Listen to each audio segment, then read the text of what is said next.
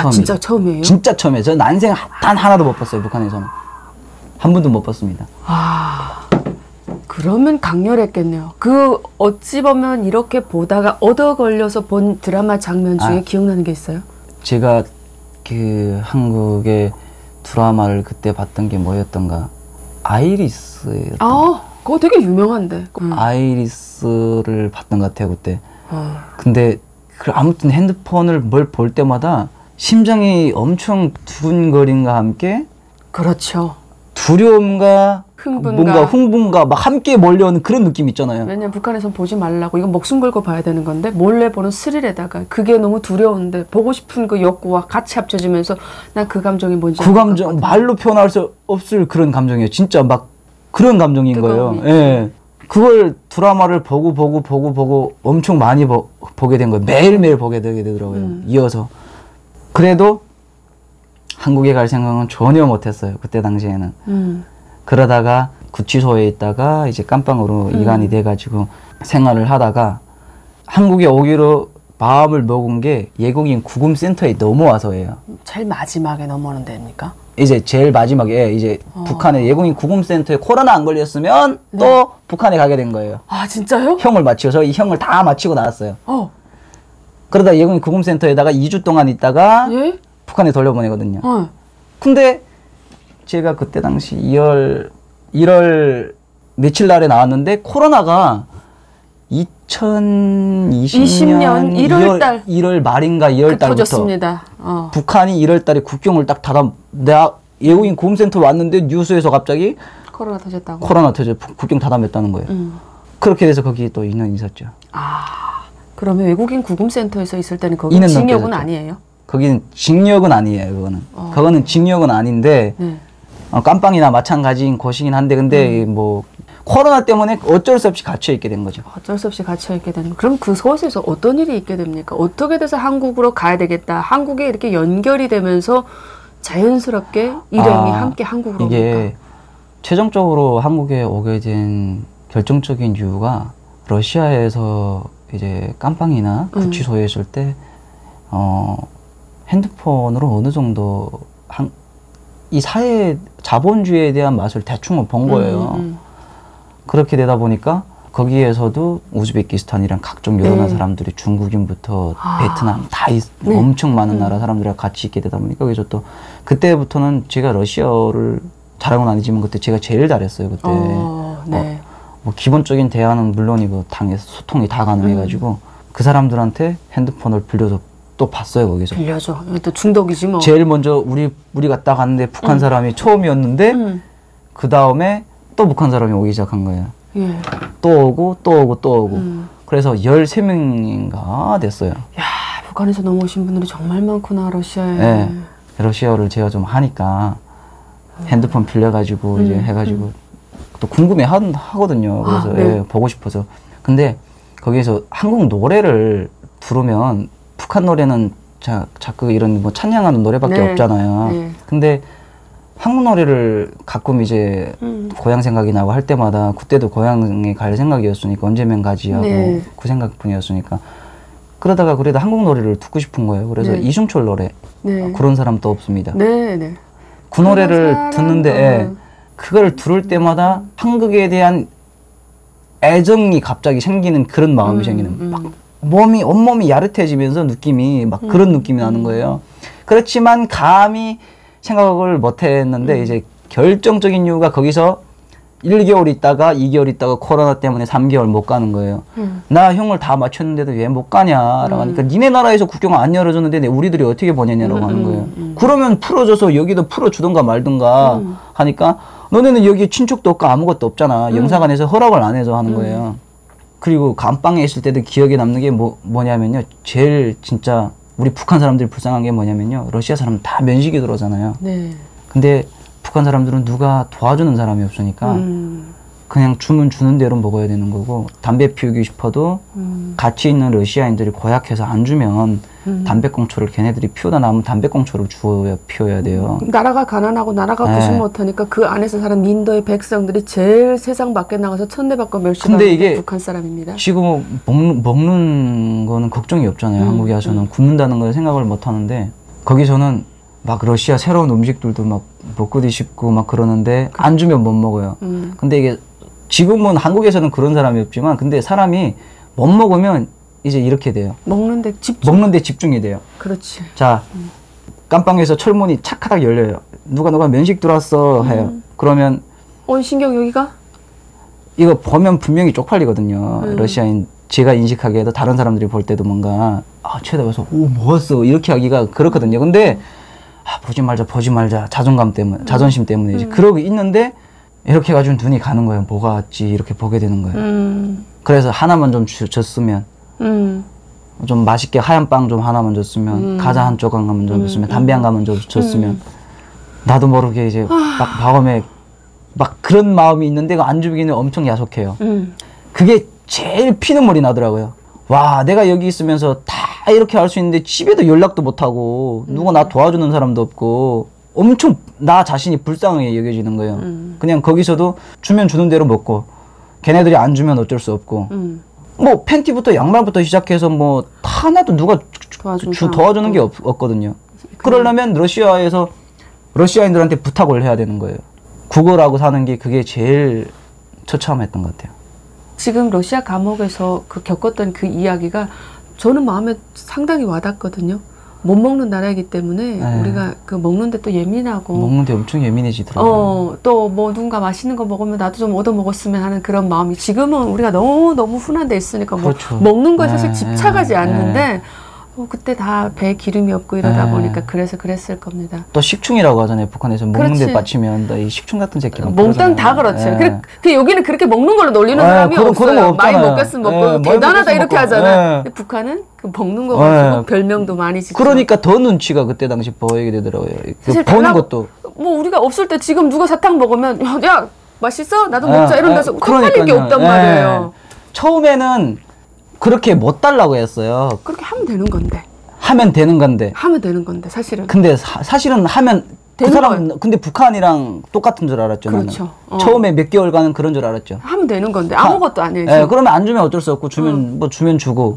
하나 맛보자 이렇게 한다고 해서 우리가 막 야 이 식충 이렇게는 안 한단 말이에요. 러시아 애들 그러진 않은데 모르니까 뭔가 북한에 있던 그 생각 그대로 그렇죠. 그때 느꼈던 그 사회를 경험했던 똑같은 사회인 줄 알고 그런 데서 먹고 이런 데서 그러다가 어쩔 수 없이 살아야 되니까 막 갈비 내대고 막 달라고 하고 비유 내대고 갈비 내대고 근데 더 처참했던 거는 깜빵에서는 러시아인들이 좀 줘요. 그래도 마음이 괜찮은 사람들은 자기가 같이 놀아 먹고 담배도 나눠서 주고 면식 따로 이렇게 들어와서 어떤 사람 좋은 사람들은 줘요. 네. 아 너 고생 많이 했다라고 하면서 근데 그것보다 더 어렵고 힘들었던 게 예국인 구금센터예요. 왜요? 거기가 더 힘들었어요? 러시아인들은 거기서 여러 방울 옮겨다 보면 괜찮은 사람들을 많이 만나고 여유 있는 사람들도 있어요. 예국인 구금센터라는 거는 불법 체류자들이 러시아에 돈 벌러 왔다가 잡힌 곳이에요. 그러면 여유가 넘쳐나지 않는 데다가 특히 우즈베키스탄이랑 중앙아시아 애들이 되게 깐족거리는 데다가 중국 알죠? 중국인들이 굉장히 구두쇠예요. 진짜요? 네. 한 방에 같이 있었어요. 근데 걔네들 면식이 엄청 들어요. 먹을 게 라면도 중국 라면 엄청 먹고 싶잖아요. 담배부터 시작해서 그냥 뭐 러시아 음식들도 같이 해서 엄청 들었는데 라면 하나 먹어보라고 권하지를 않아요. 이 새끼들은. 한 방에서 지네끼리 따로 모여가지고 먹어요. 북한 사람이니까 우습게 보는 거 그냥 엄청 어색해. 그냥 거지처럼 보는 거죠. 근데 더 눈물 나는 건 뭔지 알아요? 북한 사람들이 또 안 주니까 걔네들 야 좀 달라. 좀 하나만 좀 먹자. 이러면 없어 뭐 이런다고요. 중국 애들이. 안 줘요. 같은 방에 있으면서도 안 주더라고요. 어차피 너네한테는 얻어먹을 게 없다. 너네 북한 가면 너네 거지들 언제 보겠냐. 그게 한국인이었다면 달라졌을 겁니다. 완전히 달라졌죠. 저도 그렇게 생각합니다. 그때 당시는 몰랐어요. 그런 걸 생각 자체를 못했죠. 그리고 또 더 불쌍한 건 북한 사람들 가서는 걔네들 흡연실에서 담배 잿더리 침대때 받아놓은 담배꽁초를 또 주워 피우는 거예요. 담배 너무 피우고 싶으니까. 더 처참해요. 깜빵에 있을 때보다. 형기도 다 마치고 이제 고향으로 돌아가면 저으로 돌아가면 되는데 그때 북한 사람들 생각하기로 저도 마찬가지였고요. 여기서 이렇게 또 막 그런 생활들이 너무 지겹고 아예 없으면 몰라요. 차라리 북한 사람들끼리 있으면 괜찮은데 이 다른 사람들은 자꾸 뭘 들어와서 뭐 혼자서 막 비교가 되잖아. 잔치하고 막 이러니까 뭔가 나도 모르게 모든 각자 사람들이 아마 마음이 비슷했을 거예요. 그래요. 똑같았을 겁니다. 진짜 처절하게 뭔가 되게 불쌍해 보인 거예요. 그러면 그때 가엾게. 이런 생각을 했어요. 아, 왜 이렇게 쟤네하고는 다르게 우리는 이렇게 왜 우리는 고향과 연락조차도 못하고 쟤들은 물 건너 중국 애들이지만 러시아에서 지금 중국의 물건도 받고 뭔가 다 소통이 되는데 왜 우리는 내 고향에서 버림받은 것처럼 내 부모님하고도 일철에 소통이 안 되는 이런 단절된 국가에서 사는가 그런 생각을 해본 적은 없어요? 처음에는 생각을 안 했어요. 근데 한 3개월이 지나고 한 4개월 지나고 5개월 딱 지나가니까 거기 있던 사람들이 반발감이 생기는 거예요. 영사관에다가 언제 가냐. 네. 근데 이제 그런 생활을 오랫동안 지속적으로 형을 다 마치고도 겪고 나니까 이 사람들이 투덜거리는 사람이 나오더라고요. 영사 이 개새끼들은 뭐 어쩌고 저쩌고 하면서 투덜거리더니 저한테 이제 한국에 가자고 제안이 들어오기 시작합니다. 이제. 아, 어떤 사람이요? 6개월 지나서. 아, 그래. 그 사람 똑똑하다, 야. 다른 배 선장이거든요. 선주거든요. 어느 날 저랑 같이 배 탔던 선장한테 이 사람이 먼저 얘기를 한 거예요. 그래서 나는 다른 사람들이랑 같이 있는데 저한테 선장이 온 거예요. 야, 주혁아, 우리 여기 있는 거 너 막 지겹지도 않냐? 우리 어떻게 러시아 밖에 나가고 싶은 생각 없어? 그러더라고요.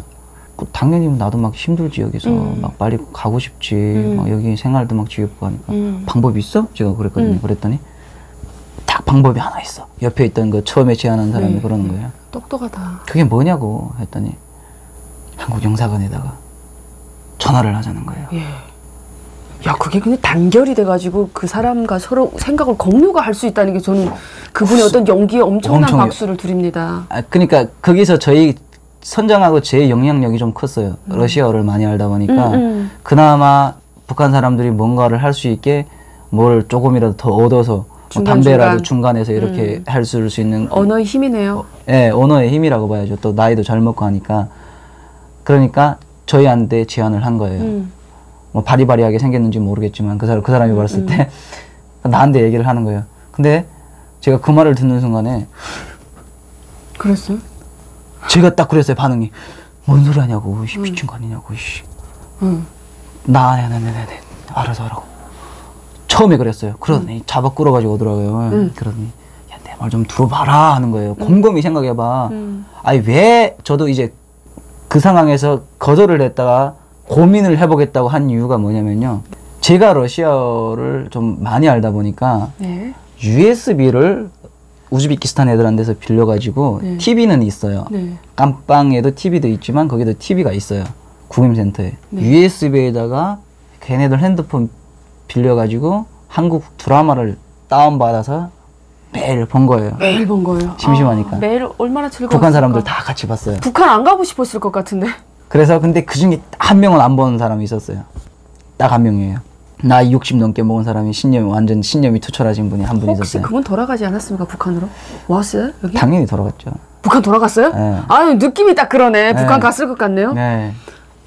그렇게 매일매일 드라마를 본 거야. 근데 제공자는 저잖아요. 그러는 거예요, 저한테. 너 이만 생각해봐. 다시 부르더니 잡아 끌더니 나 싫다고 하니까 함정 팠네. 나한테 이제 함정 팠네. 그러더니 저한테 이제 너 생각해봐. 그렇지. 이거 안 불겠습니까? 10명이 가까이 너 있는데. 이거 우리 둘이 3명 아니야. 13명이야. 너 알잖아. 가게 되면 너 고문하는 거 알잖아. 주효가. 너 생각 잘해야 돼. 네가 제공해 준 거야. 주모자가 제일 중요하잖아요. 북한에서. 선제 타격해버리잖아요. 아주 그냥. 주동은 치고 피동은 교양한다고 교양한다고 해서 보낼 수 있잖아요. 뭐 교양을 하잖아요. 근데 주모자가 저니까 너하고 나야 기본 주모자가 하는 거예요. 곱게 안 보내. 그리고 얘네들 다 볼 때 말 안 하기로. 그게 얘기를. 지켜집니까?